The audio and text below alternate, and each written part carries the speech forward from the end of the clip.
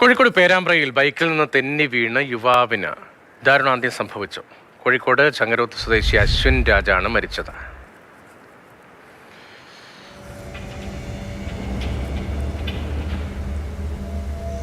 India's കരീമുണ്ട്. India's വിവരങ്ങൾ.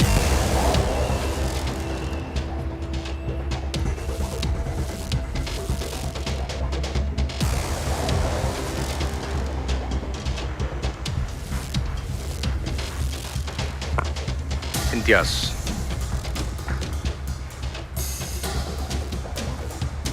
അശ്വിൻ രാജ് വന്ന് ഈ പെട്രോൾ പമ്പിന് സമീപമുള്ള ആ റോഡിലൂടെ വരുന്നതിനിടയ്ക്കാണ് തൊട്ട് എതിർദിശയിൽ നിന്നും വാഹനം വന്നത്. പക്ഷേ ആ വാഹനം അവിടെ എത്തുന്നതിന് മുൻപ് തന്നെ ഈ വാഹനം വരുന്നത് കണ്ട് അശ്വിൻ രാജ് ഓടിച്ചിരുന്ന ഇരുചക്ര വാഹനം സ്ലിപ്പായി തെന്നി വീണു.